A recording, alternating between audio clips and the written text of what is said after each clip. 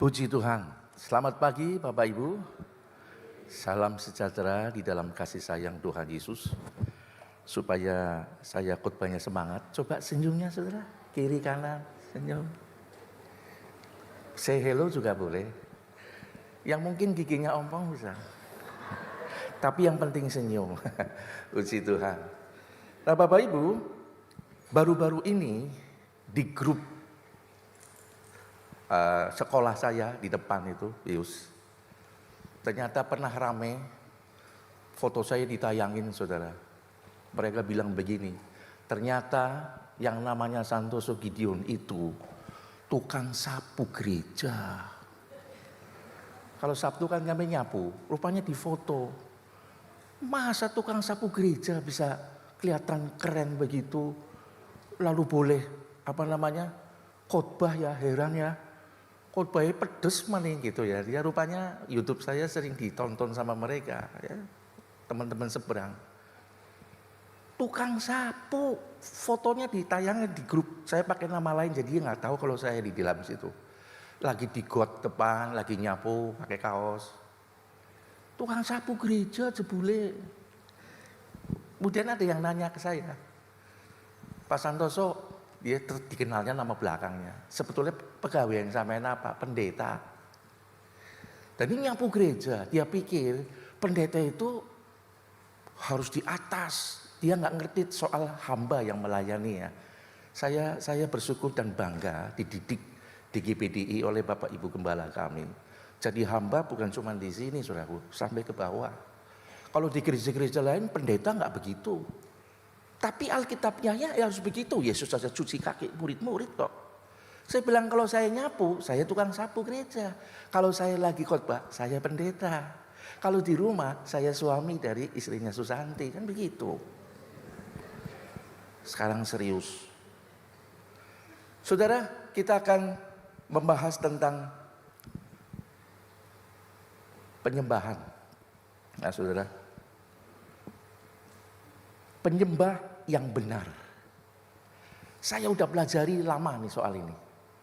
Kalau ada kata penyembah yang benar, berarti ada penyembah yang tidak benar. Nah ayat ini pembicaraan ini diangkat oleh Yesus ketika Yesus bertemu dengan perempuan Samaria di sumur. Dia ngajar. Lalu mulai diangkat tentang penyembah yang benar. Itu dimulai dari ayat 20. Saya potong aja saudara nanti baca dari awal ya. Itu mulai pembicaraan itu mulai dibuka mulai ayat 20 sampai 23. Tolong ayatnya dibuka.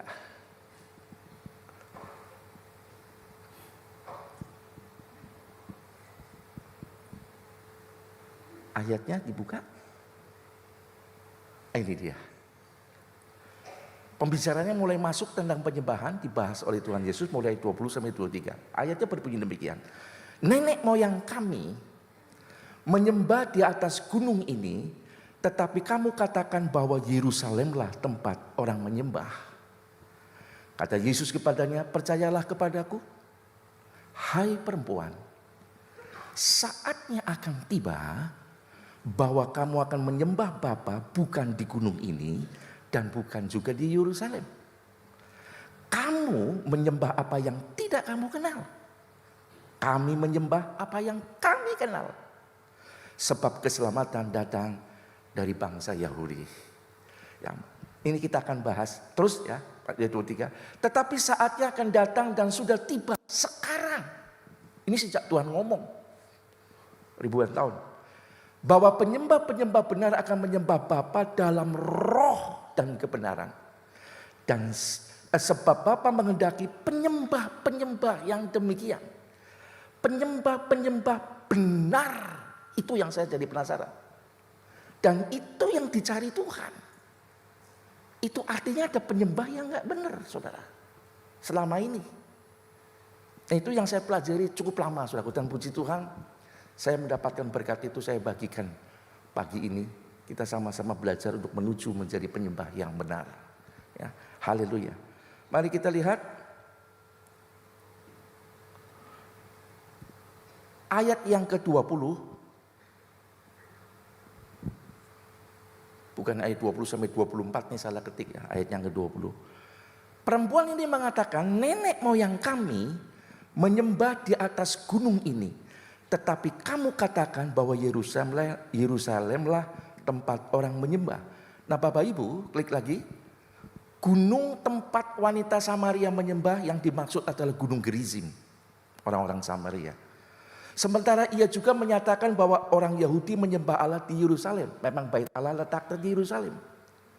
Nah wanita ini atau perempuan Samaria ini membicarakan tentang kiblat orang menyembah.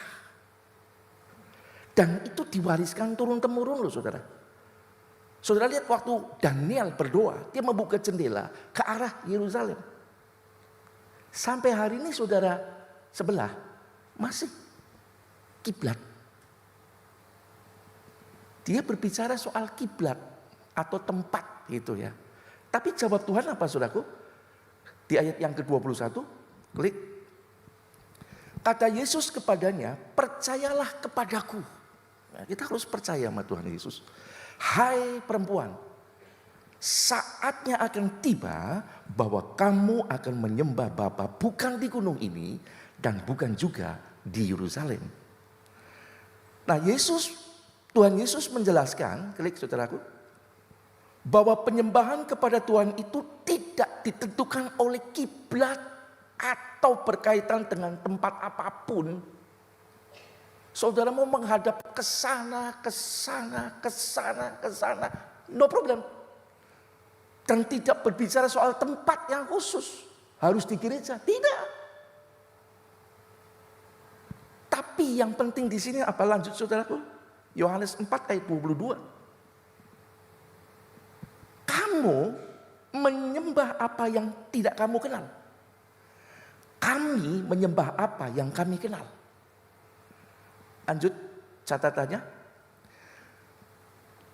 Oh belum. Jangan ditayangin. Jadi ayat itu tadi saudara mengatakan bahwa penyembahan itu berkaitan erat dengan pengenalan. Kiblat atau tempat tertentu tidak menjadi persoalan inti, bukan. Yang menjadi persoalan inti adalah soal pengenalan. Ini penting Bapak Ibu.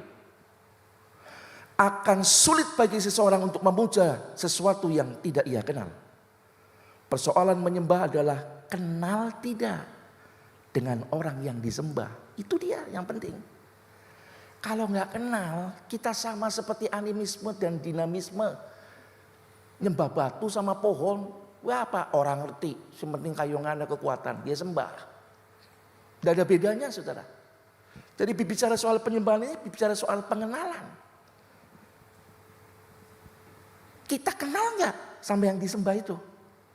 Paham nggak? Makanya Tuhan bilang penyembah yang benar. Berarti ada yang tidak benar. Mari kita akan bahas juga satu persatu saudaraku. Oke, boleh diklik.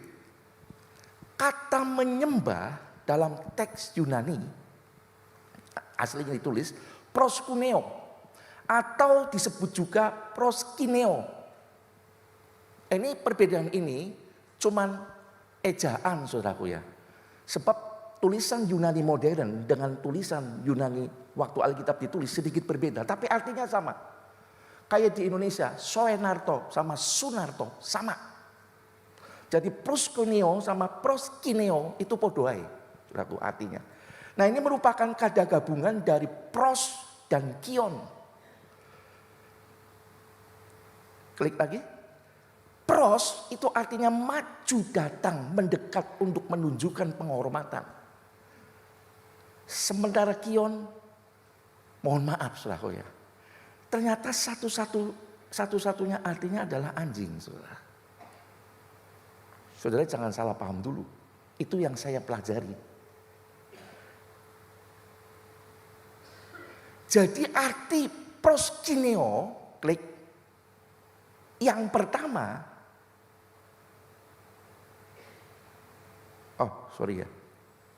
kata kion, maaf, atau anjing, maaf, ini merupakan alegori yang mengacu kepada dua gambaran. Satu, kepada orang berdosa. Kedua, kepada orang yang kurang ajar. Itu kion. Satu orang berdosa, orang yang di luar Yesus, yang gak punya hak sebetulnya.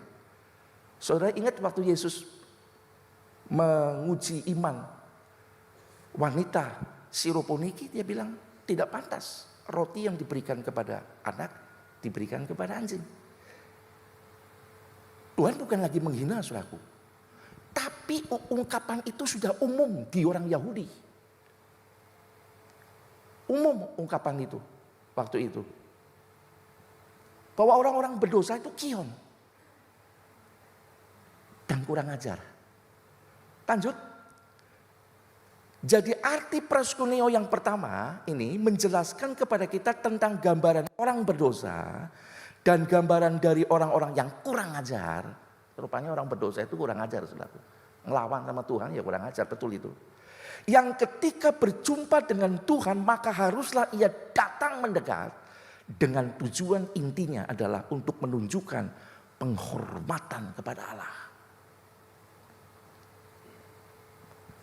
Arti yang kedua sekarang dari proskuneo atau proskineo adalah mencium tangan sebagai tanda penghormatan. Saudara sepupu kita ngikut-ngikut, tapi ditujukan kepada para alim ulama, datang dicium. Pitak saudaraku. Pulune enteng kabeh wong dikecupit terus. Pengertian yang ketiga dari proskineo. Yang ketiga adalah berlutut dan menyembah tanah, menyentuh tanah, dengan dahi sampai sebagai ungkapan rasa hormat yang mendalam, sujud, menyentuh. Nah, dari pengertian proskineo yang pertama sampai yang ketiga, maka ditemukan kata kunci bahwa penyembahan itu berkaitan dengan sikap hati yang menunjukkan penghormatan yang mendalam kepada Tuhan. Ini penyembahan Bapak Ibu.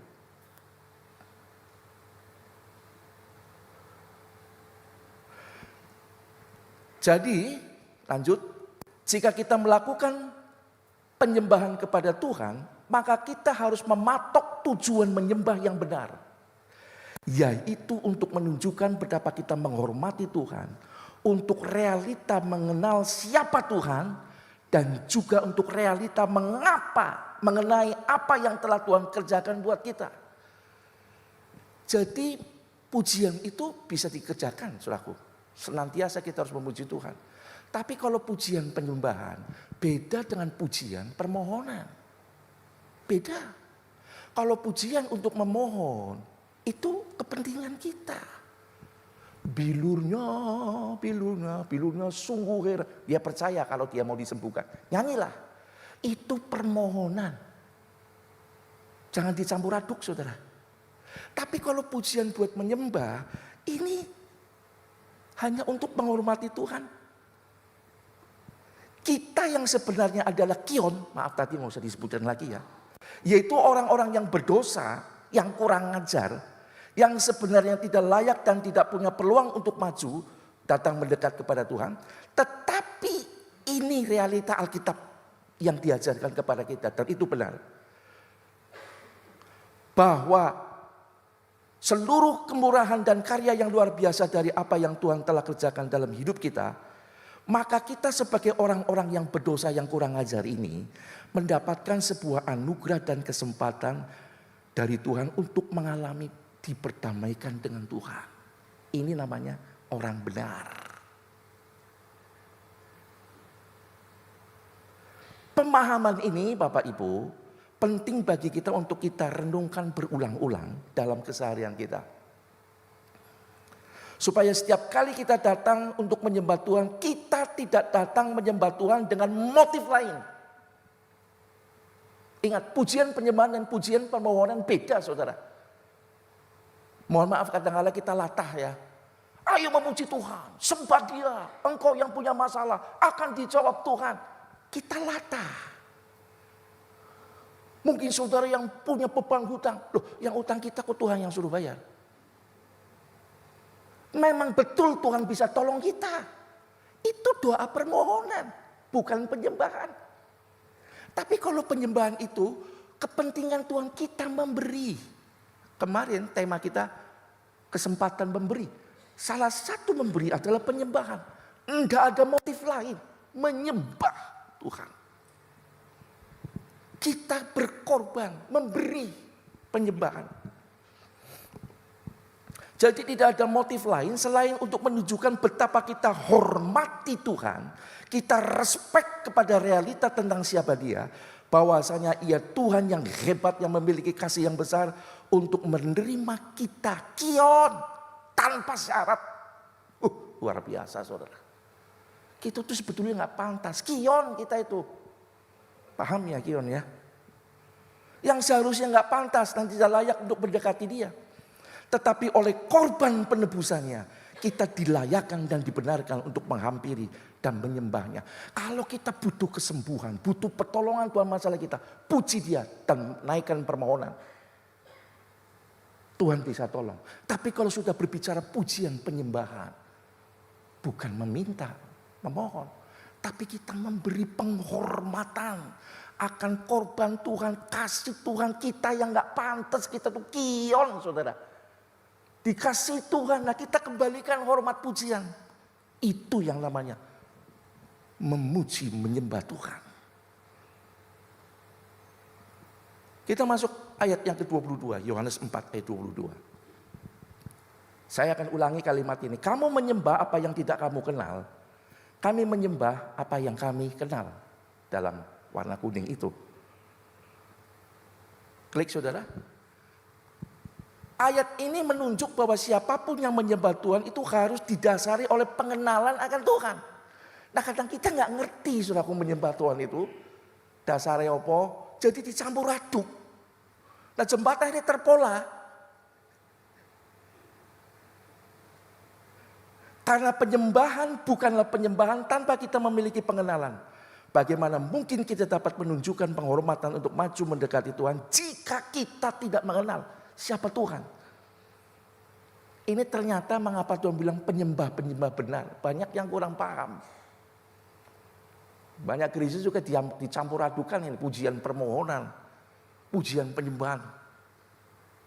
Ya bisa sih ya. Terap pertama pujian penyembahan dulu. Kemudian memohon. Sebab Tuhan pun waktu mengajar kita doa. Memuji dulu. Dikuduskanlah namamu. Ya kan? Itu kan pujian mengakui Dia. Baru kemudian ada. Tapi kalau sudah mau menyembah Tuhan, ini berbeda ya.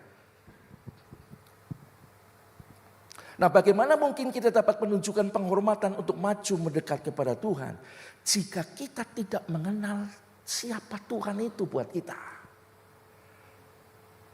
Kalau kita ngertinya Tuhan berkuasa nolong kita nggak pernah menyembah, jaluk terus.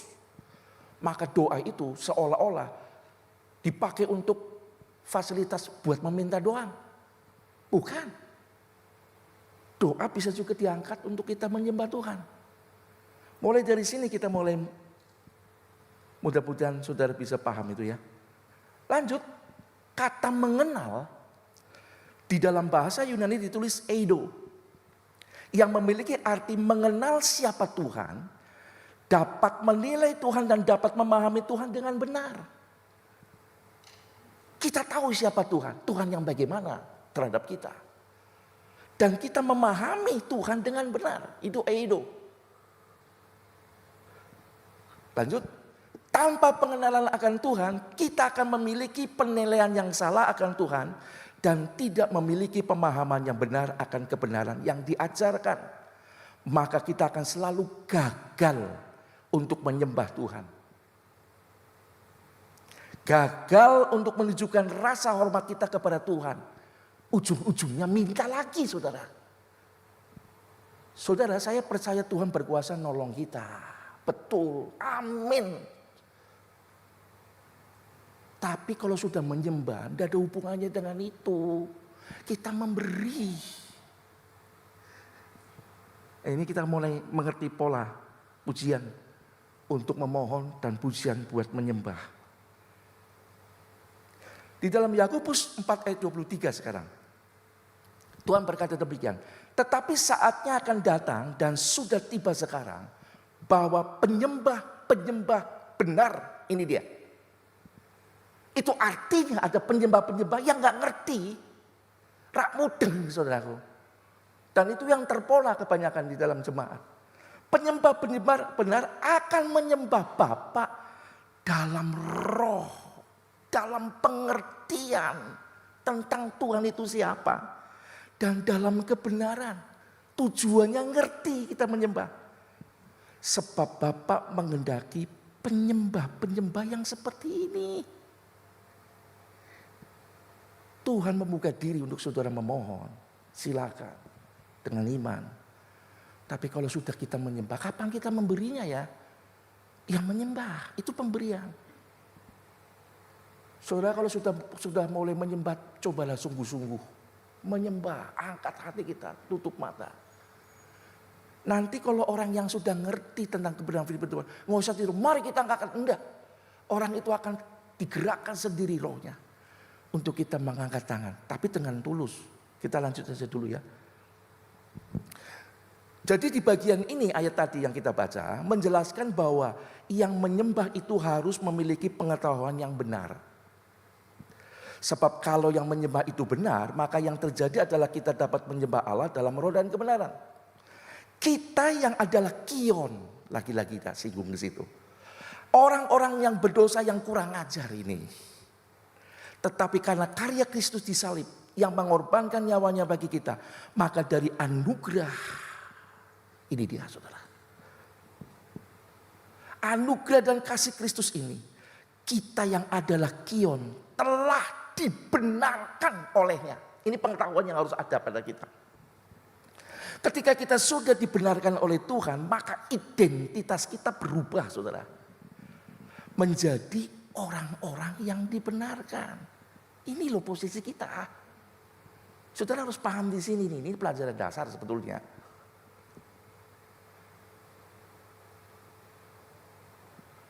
Dan karena ada banyak orang yang sudah dibenarkan oleh Tuhan sekarang ini, maka seharusnya sudah tiba saatnya kata Yesus.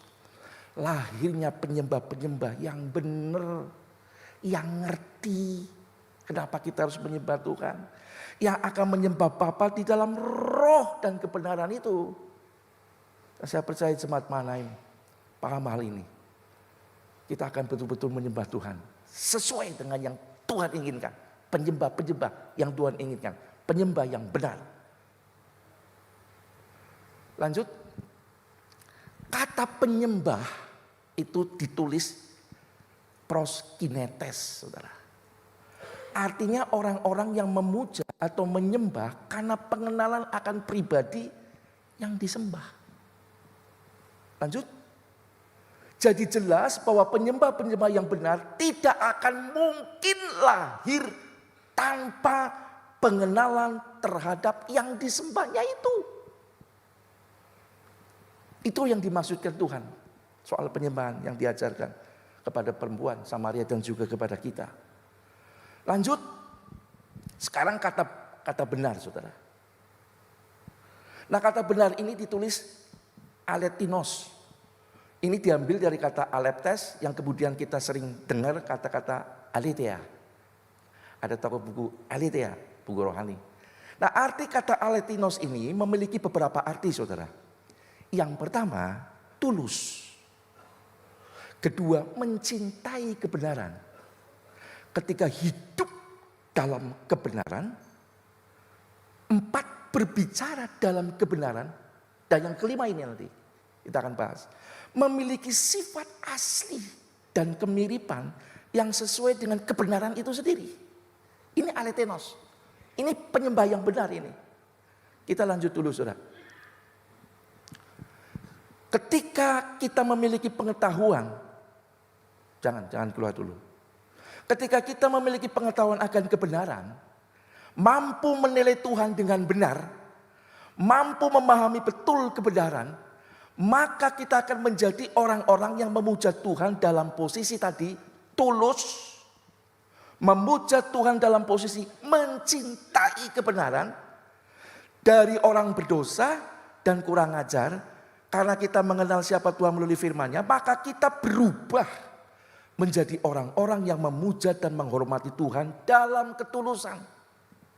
dalam posisi mencintai Tuhan dan hidup dalam kebenaran dan berbicara serta berlaku benar, itu orang benar, saudara. Setelah kita ditebus, ngerti, paham, kita betul-betul mengenal Allah dalam hal seperti ini. Nah, karena penyembah-penyembah benar ini terbiasa hidup dalam kebenaran dan pengenalan akan Allah, saudara tahu, pada akhirnya akan dikenal, kita ini akan dikenal sebagai orang-orang yang kemudian memiliki sifat asli atau sifat yang sejati dari siapa yang disembahnya itu. Ini maksudnya Tuhan penyembah benar. Waktu kita ngerti Tuhan, kita menyembah Tuhan benar, kita hidup dalam kebenaran Tuhan. Nah, para penyembah benar ini akan menjadi semakin mirip atau gampang sekali meniru siapa yang disembah dan pujanya itu. Ini yang disebut penyembah yang benar. Yang kita sembah itu mengimpartasikan kehidupan kebenaran itu dalam hidup kita. Lama-kelamaan kita akan jadi mirip kepada yang kita sembah. Dan ini tujuannya Tuhan, saudara. Kita menjadi sama seperti anaknya. Itu menyembah, saudara. Karena kita menyembah dan memuja Tuhan yang benar, maka kita akan meniru apa yang benar dari Tuhan, yang telah Tuhan wariskan lewat pengajaran firman-Nya bagi kita. Kebenaran Tuhan akan menjadi role model hidup kita, saudara. Bagaimana kita juga harus hidup dalam kebenaran, berbicara benar, berkelakuan benar. Dan inilah orang benar yang Tuhan katakan itu. Semakin hari semakin mirip dengan yang disembahnya. Lanjut. Siapa menyembah Allah yang benar akan menyembah dalam roh dan kebenaran. Karena dia ngerti. Rohnya sudah diubahkan, dia paham. Dan dia sudah dibenarkan oleh Tuhan. Allah tidak bisa disembah di dalam daging, saudaraku, tetapi di dalam roh. Pengertian itu roh. Akal budi, kata Roma. Berubah dalam akal budi kita. Itulah sebabnya mengapa kita harus mengenal Allah dari sejak awal. Supaya kebenarannya menjadi karakteristik asli dalam kehidupan kita. Kita nggak bisa, saudaraku, memuji dengan daging. Jangan saudara pikir aku sudah melayani Tuhan, memuji, memimpin pujian. Itu sudah menyembah. Belum tentu. Saudara melayani, termasuk pengkhotbahnya nih. Wis khotbah berarti sudah menyembah Tuhan. Itu belum tentu. Sebab banyak orang merasa memuji Tuhan itu sudah menyembah Tuhan. Sementara dia dengan sengaja membiarkan kesalahan-kesalahan, kelemahannya terus dipelihara.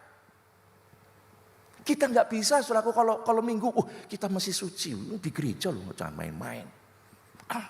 Sungguh-sungguh, apalagi yang melayani. Kalau melayani harus nyanyinya sungguh-sungguh. Tapi ketika tidak melayani, biasa-biasa saja. Itu berarti kita menyembah dengan daging, saudara. Oh, di gereja, kita begitu pulang dari gereja, kita kembali ke pilihan hidup yang lama. Sabtu loh, kita masih suci loh, besok minggu loh ya. Kita masih harus baik-baik, menyembah Tuhan harus baik-baik. Seninnya berubah lagi seperti yang lama. Itu bukan, saudara. Bukan menyembah Tuhan. Orang yang menyembah Allah dalam kebenaran adalah orang-orang yang mengalami progresivitas perubahan dari orang berdosa yang kurang ajar. Menjadi orang yang semakin hari oleh firman Tuhan yang dipahami dan dihidupi. Maka tambah lama yang akan terjadi dalam hidup kita. Orang yang seperti ini.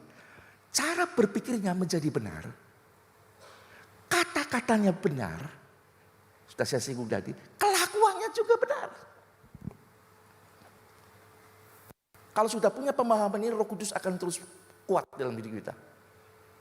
Berapa kali ketika saya ngomong sesuatu, Tuhan bilang, kamu ngomong salah itu, nggak benar itu. Saya langsung diem. Langsung ada peringatan. Karena kita mengerti tentang kebenaran itu. Ketika kita kelakuannya sudah tidak benar, pasti ada sinyal dari roh kita.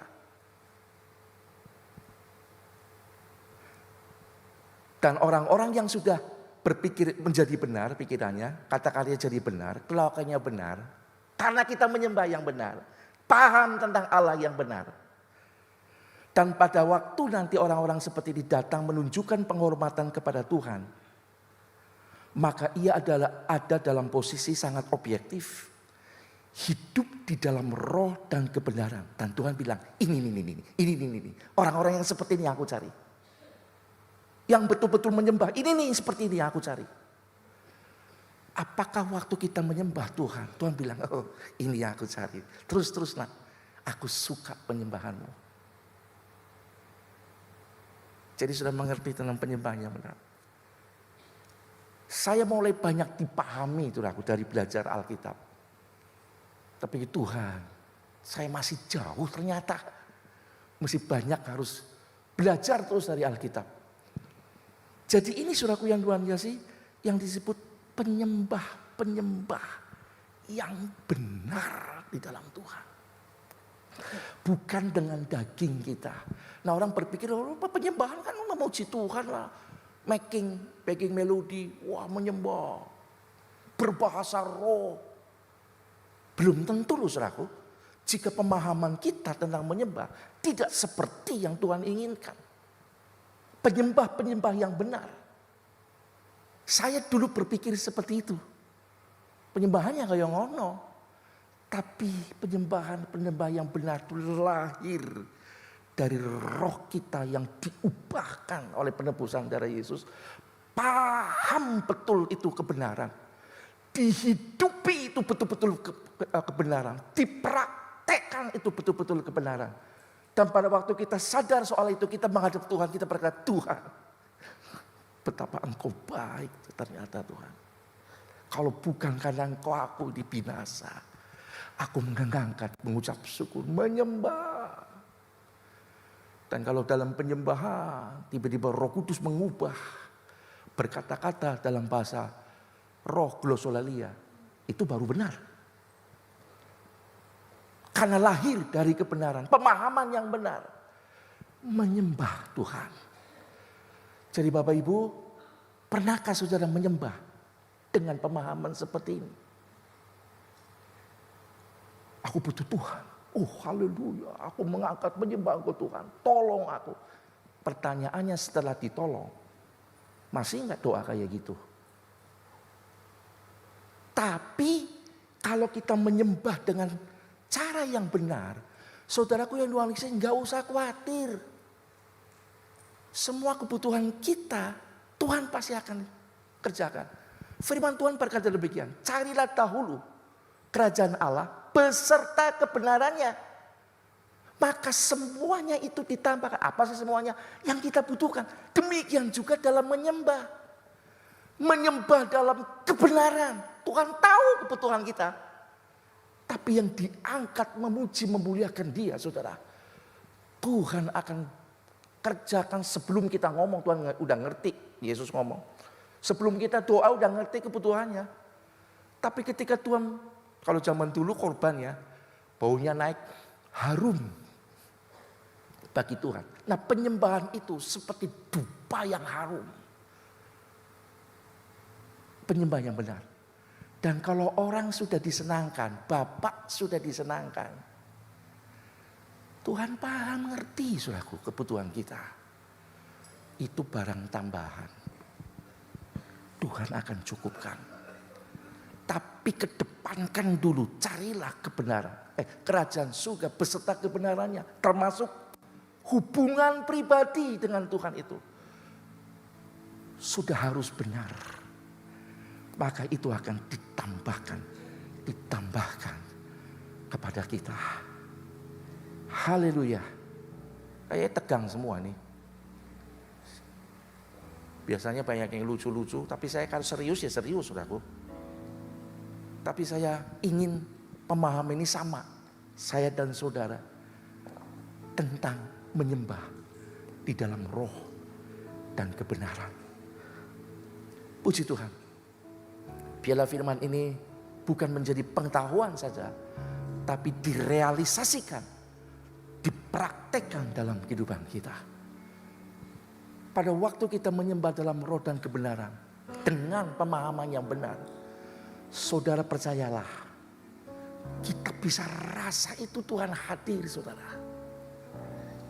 Sekarang waktu menyembah, tapi mereka udah pada duduk. Kayak lagi enak-enaknya. Saudara harus merasakan betapa hubungan kita menjadi dekat karena pengenalan yang benar. Haleluya.